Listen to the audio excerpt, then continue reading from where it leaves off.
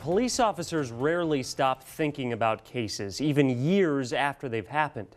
That's especially true for the 36-year-old cold case murder of Barbara Mendez in Minocqua. This week, police arrested her husband, Robin Mendez, for her murder. And today, Newswatch 12's Ali Herrera spoke to officers who were involved in that case back in 1982. She joins us live in the studio tonight with more. Ali, good evening.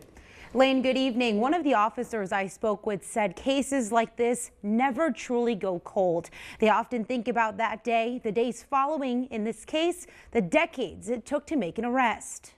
Nearly 36 years ago, Carl Gauger was just a 19-year-old dispatcher. When he got a call, he's never been able to forget. When you've been involved in that type of investigation, it never truly goes cold. At the time, Gauger was just 2 months into his job as a full-time dispatcher with the Minocqua Police Department. I received a phone call from an obviously distraught woman indicating a fellow employee, friend of hers, appeared to be deceased on the floor. That day, April 28, 1982, police were called to the Park City Credit Union in Minocqua. There, they found the body of Barbara Mendez, bludgeoned to death. Earlier this week, police arrested her husband, 69-year-old Robin Mendez, for her murder. These investigations do not get completed without a massive amount of legwork.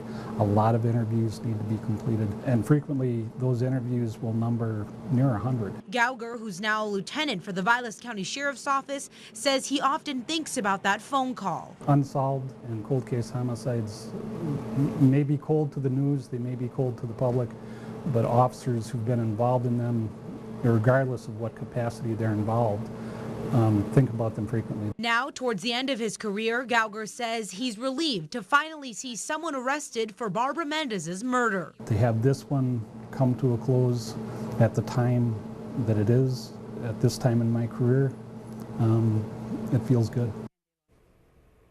Now, I also spoke to Norbert McMahon on the phone today. He was one of the first responding officers to the scene on April 28, 1982. He says he's glad to see this case come to an end.